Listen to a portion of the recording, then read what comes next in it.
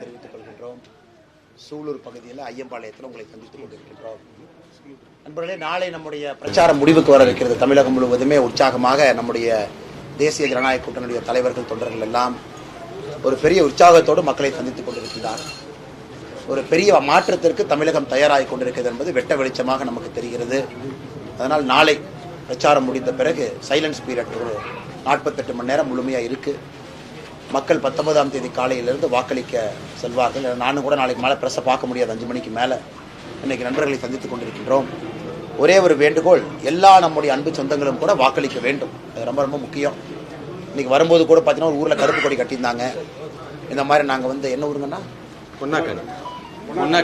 பொன்னாக்காணியில் இந்த மாதிரி நாங்கள் இந்த முறை தேர்தலில் வாக்களிக்க போறதில்லை என்று இறங்கி மக்களை எல்லாம் சமாதானம் செய்துவிட்டு, ஒரு பிரச்சனை இருக்கு, அடிப்படை பிரச்சனை தீர்க்கவில்லை என்பதற்காக நீங்க வாக்களிக்காம இருந்தா சரியா இருக்காதுன்னு சொல்லி கிட்டத்தட்ட அரை மணி நேரம் மக்கள்கிட்ட பேசி எல்லோரும் வாக்களிப்போம் என்று உறுதிமொழி கொடுத்த பிறகுதான் அந்த ஊர் வெளியே வந்தோம்.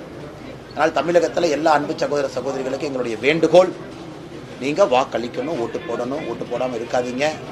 இந்த முறை பெரிய ஒரு மாற்றத்தை நீங்க தமிழகத்தில் ஏற்படுத்தணும். அதே நேரத்தில் பாரத பிரதமர் நரேந்திர மோடி அவர்கள் தொடர்ந்து ஆட்சி செய்வதற்கும் நீங்கள் உறுதுணையாக இருக்க வேண்டும் என்று இந்த நேரத்தில் கேட்டுக்கொள்கின்றோம். பத்திரிகை நண்பர்கள் கேள்விகளுக்கும் பதில் சொல்றோம். இந்த கோவில தண்ணீர் பிரச்சனை ரொம்ப முக்கியமான பிரச்சனையா இருக்கு. ஆனைமலை நல்லா இருக்கட்டும், எப்போ செயல்படுத்தி கொண்டு அண்ணே, எனக்கு தெரிஞ்ச இந்த திட்டத்திற்கு ஒரு பெரிய ஒரு எதிர்ப்பு இருப்பதாக நான் பார்க்கல. அதனால தான் தைரியமாக நாங்கள் சொல்லியிருக்கின்றோம், இதை நிறைவேற்ற வேண்டிய நேரம் வந்துருச்சு, நாங்கள் நிறைவேற்றோம். 1958 போட்ட ஒப்பந்தம் அது. 2 ஒப்பந்தம் போட்டோம்.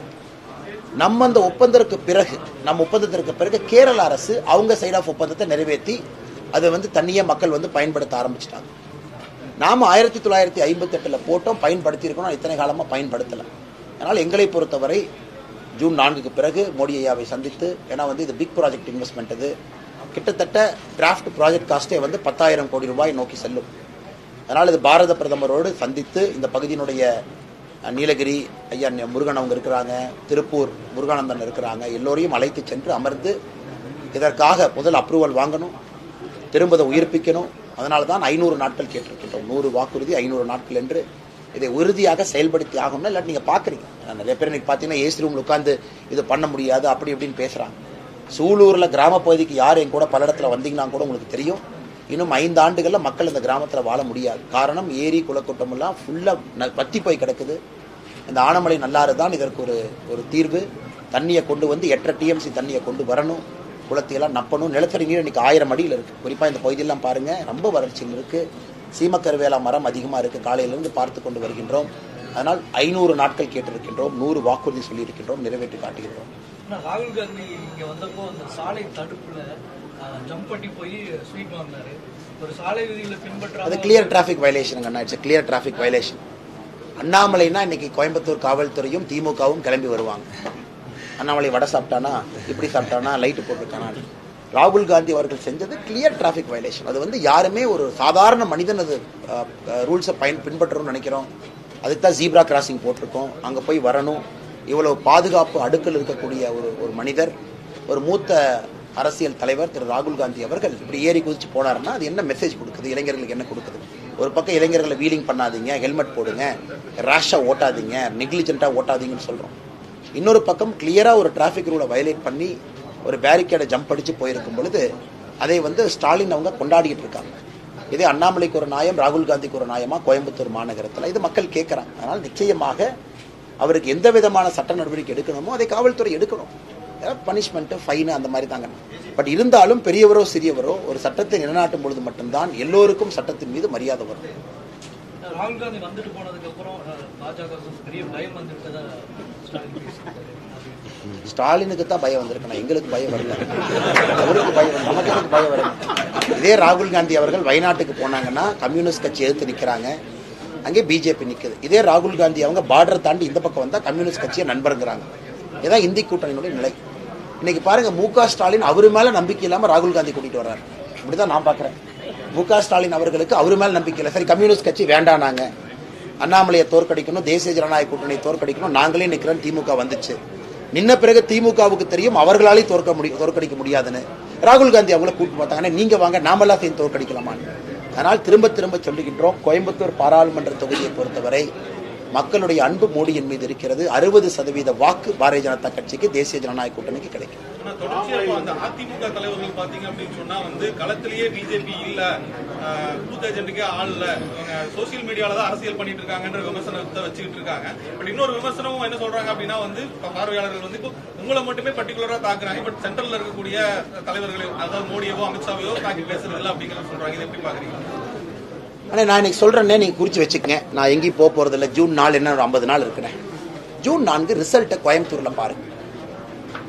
அனைத்து இந்திய அண்ணா திராவிட முன்னேற்ற கழகத்துடைய தொண்டர்கள் எல்லாம் வெளியே வந்தாச்செல்லாம் கிராமத்தில் எல்லோரும் வெளியே வந்து கட்சியில் இணைஞ்சாச்சு. எல்லோரும் பாரதிய ஜனதா கட்சியில் இணைந்தார்கள் என்று சொல்வதை விட மோடியின் பக்கம் வந்து விட்டார். கிராமப்புறத்தில் குறிப்பாக சூலூர் பல்லடம் பகுதியாக இருக்கட்டும், எல்லா அனைத்து இந்திய அண்ணா திராவிட முன்னேற்ற கழகத்தினுடைய ஊரில் இருக்கக்கூடிய முக்கியமானவர்கள் எல்லாம் மோடியின் பக்கம் வந்தாச்சு, நமக்கு ஆதரவு கொடுத்தாச்சு, களத்தில் வேலை செய்கிறாங்க. அவங்க ஏசி ரூமில் உட்கார்ந்துருக்காங்க. வெளியே வந்து எட்டி பார்த்தா தெரியும் அதிமுக நிலைமை என்னன்னு. ஏன்னா உண்மை தொண்டர்கள் எல்லாம் இது தேசிய தேர்தல், இது பிரதமருக்கான தேர்தல், பிரதம மந்திரி வேட்பாளரே இல்லாம இத்தனை நாளா ஓட்டிட்டு இருக்காங்க. நாளைக்கு பிரச்சாரம் முடிய போகுது, இன்னும் பிரதம மந்திரி வேட்பாளரே இல்லை. அதனால் களத்தில் பார்த்தீங்கன்னா முழுமையாக அதிமுகவினுடைய வாக்கு எல்லாம் வெளியே வந்துருச்சுங்கன்னா இது ஒரு பக்கம். இரண்டாவது பக்கம் அதிமுக ஒரு மாய உலகத்தில் வாழ்ந்துகிட்டு இருக்காங்க. எடப்பாடி பழனிசாமி அண்ணனாக இருக்கட்டும், மூத்த தலைவர்களாக இருக்கட்டும், மாய உலகத்தில் 1980-90 பாரதிய ஜனதா கட்சியினுடைய பலத்தை எல்லா இடத்துலையும் பார்க்குறீங்க. நான் பாரதிய ஜனதா கட்சி பலம் என்று சொல்வதை விட அன்புக்குரிய நம்முடைய கூட்டணி தலைவர்கள் எல்லாம் களத்தில் அவங்க வேட்பாளர் நிற்கிற மாதிரி, செல்லமுத்தையாக்கு நான் அவங்க கட்சி வேட்பாளர் மாதிரி, அமமுகவுக்கு நான் அவங்க வேட்பாளர் மாதிரி எல்லாரும் களத்தில் நிற்கிறாங்க. அதனால் என்ன காட்டுகிறாங்க, ஒரு கிராமம், ஒரு நகரம், எல்லா இடத்துலையும் பாருங்க பாரதிய ஜனதா கட்சி நடுநிலை வாக்கு தீர்மானிக்குங்கண்ணா. கட்சி வாக்கு இம்பார்ட்டன்ட் தான், கட்சி முக்கியம் தான். நடுநிலை வாக்காளர்கள் எந்த பக்கம் போறாங்க? இன்னைக்கு நடுநிலை வாக்காளர்கள்லாம் 100% பாரதிய ஜனதா கட்சியின் பக்கம், மோடி ஐயாவின் பக்கம் வந்துட்டாங்க. அதிகமாக அதை பற்றி நான் பேசுறதை விட, நான் ஒன்று பேசி அவங்க ஒன்று பேசி நான் ஒன்று பேசுறதை விட நாங்கள் தெளிவாக இருக்கின்றோம் மக்கள் யார் பக்கம் இருக்கிறாங்கன்னு. ஜூன் 4 ரிசல்ட்டை பார்த்தா இங்கே தான் இருக்க போறேன். நீங்க கேள்வி கேட்கத்தானே போறீங்க. இத்தனை நாளும் நான் பேசுனதுக்கெல்லாம் பதில் சொல்லித்தான் ஆகணும். ஜூன் 4 நீங்க பாருங்க கள நிலவரம் எப்படி இருக்குன்னு பாருங்க. மிகப்பெரிய வெற்றி பாரதிய ஜனதா கட்சி, தேசிய ஜனநாயக கூட்டணி கிடைக்கும். மத்திய அரசு பாமாயிலுக்கு வந்து இறக்குமதிக்கு சலுகை கொடுக்குறாங்க. தேங்காய் எண்ணெய்க்கு அந்த சலுகை கொடுத்தா இங்க தேங்காய் விவசாயிகள் நல்லா, அது எங்களுடைய ஒரு பெரிய கோரிக்கையா வச்சிருக்கோம்னா, மத்திய அரசை பொறுத்த வரைக்கும் ஒன்று புரிஞ்சுக்கோம்னா, தேங்காய் உற்பத்தி செய்யக்கூடிய மாநிலங்கள் சவுத்தில் இருக்கு. குறிப்பா கேரளாவும், தமிழ்நாடும், ஆந்திராவும் 3 மாநிலங்கள் தான் தேங்காய் உற்பத்தி. இன்னைக்கு திமுக தன்னுடைய தேர்தல் வாக்குறுதியாக நாங்க ரேஷன் கடையில தேங்காய் எண்ணெய் கொடுப்போம், இல்லை கொடுக்கல. இன்னைக்கு நாங்க மத்திய அரசு எடுத்துட்டு போறோம். நஃபெடுங்கிற அமைப்பு மூலமா கொப்பரை தேங்காயை வாங்குறோம். இன்னைக்கு நஃபெடு கிட்ட போய் பேச போறோம். திமுகவுடைய ரேஷன் கடை இவங்க வச்சிருக்கிறாங்க. ரேஷன் கடையில் அரிசி கொடுக்குற மாதிரி அதையும் நாமளே கொடுக்கல, வேற வழி இல்லை. திமுக காரன் எத்தனை நாள் நம்புவீங்கன்னா? இன்னும் 3 வருஷம் இதே மாதிரி தேர்தல் வாக்குறுதி நிறைவேற்ற நான் சொல்ல விரும்பல. திமுகவை பற்றி நாங்கள் இப்போ களத்துக்கு வந்துட்டோம். நஃபெடு வாங்கக்கூடிய தேங்காயை நாமளே ஒரு அரசு நிறுவனம், எப்படி பாரத் தால் இருக்கு, அரசு பருப்பு இருக்கோ, அது போல பாரத் தேங்காய் எண்ணெய் நாமளே நஃபெட பேசி ஒரு நிறுவனத்தை ஆரம்பிச்சு அதை தேங்காய் எண்ணெயா உருவாக்கி அதை பாட்டில் போட்டு நாங்களே கொண்டு வந்து ரேஷன் கடையில் கொடுத்தோம். இதுதான் சொல்யூஷன். இதை பாரதிய ஜனதா கட்சி தேர்தல் அறிக்கையில் நாங்கள் சொல்லி இருக்கின்றோம், இதை செய்து காட்டுகின்றோம். அண்ணா பத்திரிகையாளர் சந்திக்கணும். ஏன்னா காரணம் வந்து கொள்முதலாக நாங்கள் ஏற்றிக்கிட்டே இருக்கோம். நான் 60,000 மெட்ரிக் டன் வாங்கிச்சு கொப்பரை தேங்காய், அப்புறம் திரும்ப 45,000 மெட்ரிக் டன் ஏற்றணும். ஆனால் சொல்யூஷன் என்ன? மாநில அரசு புரிந்து கொள்ள வேண்டும். தேங்காய் வந்து தமிழ்நாடு சம்பந்தப்பட்ட பிரச்சனை, கேரளா சம்பந்தப்பட்ட பிரச்சனை, ஆந்திரா சம்பந்தப்பட்ட பிரச்சனை. ஸோ மாநில அரசு இங்கிருந்து வாங்கி அதை கொள்முதல் பண்ணி, நாங்கள் சொல்றது ரேஷன் கடையில் மாசத்துக்கு 2 தேங்காய் கொடுங்கன்னு சொல்றோம். ஒரு ரேஷன் அட்டைக்காரருக்கு அப்படின்னா 2.25 கோடி. அப்போ நீங்கள் 4.5 கோடி, 4.5 கோடி தேங்காய் கொடுக்குறீங்க. தேங்காய் மட்டை உரிச்ச தேங்காய் 4.5 கோடி. அப்ப எவ்வளவு தேங்காய் ஆஃப் டேக் பண்ண முடியும் பாருங்க. இதுக்கும் ஒத்துக்கல. சரி, கொப்பரை தேங்காய் வாங்கிட்டீங்க, அது எண்ணெயா கொடுங்க, அதுக்கும் ஒத்துக்கல. அதனால் இவங்க எல்லாம் குறை சொல்ல போறது இல்லை, நம்மளால செய்ய முடியாது. நாங்கள் இதை பாரத் தால் இருக்கிற மாதிரி பாரத் தேங்காய் எண்ணெயை கொண்டு வர போகின்றோம். வேற எங்கண்ணா? கருத்து கணிப்பு திமுக எங்கண்ணா? ஐபிடிஎஸ் வந்து ஒரு கருத்து கணிப்பு வெளியிட்டு இருந்தாங்கன்னா, அப்போ அதுல வந்து 32 இடங்கள் திமுகவுக்கு, 5 இடங்கள் பாஜக, அதாவது நீங்க உட்பட 5 இடங்கள் வந்து வெற்றி பெறுவாங்கன்னு சொல்லி ஒரு கருத்து கணிப்பு வெளியிட்டு இருந்தாங்க. அது எப்படி பாக்குறீங்க? ஐபிடிஎஸ் சர்வேயை பொறுத்த வரைக்கும் நானும் நேற்று அந்த கலாட்டானதுக்கு அப்புறம் பிரஸ் எல்லாம் நீங்க எல்லாம் போட்டதான் பார்த்தேன். லயோலா முன்னாள் கல்லூரி மாணவர்கள் அவங்கெல்லாம் நிறைய பண்றாங்க. இன்னைக்கு ஐபிடிஎஸ் சர்வேவை பொறுத்த வரைக்கும் கோயம்புத்தூர்ல பாரதிய ஜனதா கட்சி ஜெயிக்கும், தமிழ்நாட்டில் 5 இடத்துல ஜெயிக்கும் போட்டிருக்காங்க. நான் உறுதியாக சொல்லுகின்றேன், தமிழ்நாட்டில் தேசிய ஜனநாயக கூட்டணி பாரதிய ஜனதா கட்சி இரட்டை இலக்கம், அதாவது 10 தாண்டி ஒரு நாளும் எழுச்சி வந்து கொண்டே இருக்கிறது. 39 நோக்கி சென்று கொண்டிருக்கின்றோம். நான் கட்சிக்கு கூட்டணிக்கெல்லாம் 25 அப்படிங்கிற டார்கெட் நாங்கள் வச்சிருக்கோம். 25 நம்ம தாண்டும், 25 நோக்கி நம்ம வந்துட்டோம்.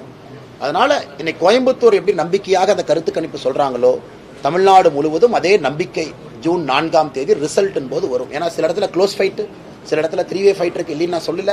ஆனால் நிச்சயமாக சாதகமாக வரும். சாப்பிட்டு போங்கண்ணே. சாலை விரிவாக்கம் மற்றும் ரயில்வே நிலையங்கள் வந்து இங்க ரொம்ப குறைவா இருக்கு. கேரளாவை பார்க்கும்போது இங்க ரொம்ப குறைவா இருக்கு. அதுக்கு ஏதாவது இதுவரைக்கும் எந்த 3 விஷயத்தை கையில சொல்லியிருக்கோங்கண்ணே. கோயம்புத்தூரை பொறுத்த வரைக்கும் சிங்காநல்லூர், பீலமேடு ரயில்வே ஸ்டேஷனை தரம் உயர்த்தணும். குறிப்பாக இன்னைக்கு பார்க்குறீங்க இருகூர், போத்தனூரில் அமிர்த் பாரத் ஸ்கீமில் வந்து வேலை நடந்துகிட்டு இருக்கு. கோயம்புத்தூர் ரயில்வே ஜங்ஷனை நாங்கள் ஒன்று சொல்லியிருக்கோம், நண்பர்கள் அதை ரிப்போர்ட் பண்ணாமல் இருக்கீங்க. ஒரு இன்டர்நேஷனல் ரயில்வே ஸ்டேஷனாக கோயம்புத்தூர் ஜங்ஷனை தரம் உயர்த்துவதற்காக நாங்கள் தேர்தல் அறிக்கையில் சொல்லியிருக்கோம். எப்படி நாங்கன்னா, ரயில்வே ஸ்டேஷனுக்குள்ளேயே மல்டி ஃப்ளோர் காம்ப்ளெக்ஸ் இருக்கும், ஹோட்டல்ஸ் இருக்கும், ரெஸ்டாரண்ட்ஸ் இருக்கும், மல்டிபிள் ரயில்ஸ் உள்ள வந்து டிரான்சிட் ஃபெசிலிட்டி உள்ளே இருக்கும். இது ஒரு 450-500 கோடி ரூபாய் செலவாகும்.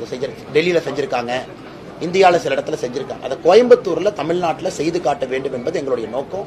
ஆனால் கண்டிப்பாக கோயம்புத்தூர் ஜங்ஷன் ரயில்வே நீங்கள் எழுதி வச்சுக்க, இன்னைக்கு உறுதியாக உலகத்தரம் வாய்ந்த மல்டி ஸ்டோரி பில்டிங்கோட உள்ள ஹோட்டல்ஸ், வணிக வளாகங்கள், நைட் ஒரு ட்ரெயின்லேருந்து வர்றாங்க, ரிஃப்ரெஷ்மெண்ட் பாயிண்ட்டு, பெண்களுக்கு வந்து குழந்தைக்கு பால் கொடுக்கக்கூடிய இடம், சானிட்டரி நாப்கின்ஸ், சேஞ்சிங் பாயிண்ட்டு எல்லாமே அதுக்குள்ள கொண்டு வரப்போம்.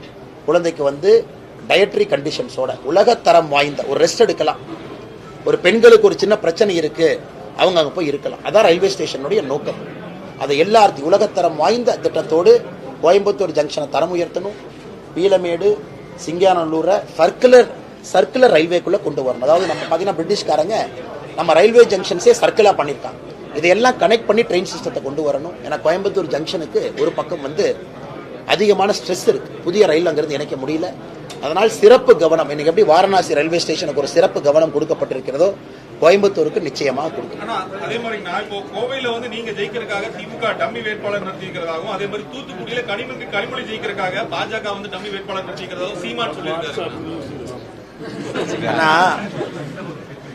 கோயம்புத்தூர்ல முதலமைச்சருடைய மருமக இங்கேயே வந்து உட்கார்ந்துருக்காரு. நாளையிலிருந்து உதயநிதி ஸ்டாலின் வந்து 2 நாள் உட்கார போறாரு. தமிழ்நாடுடைய இன்டெலிஜென்ஸ் டிபார்ட்மெண்ட் இங்கே தான் உட்காந்துருக்காங்க.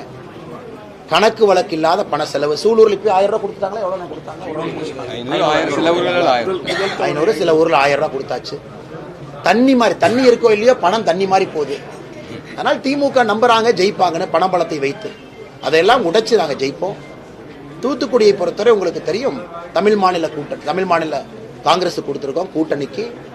அதனால் நிச்சயமாக தூத்துக்குடியும் பெரிய வெற்றி தமிழ் மாநில காங்கிரஸ் அங்கே பெறும்.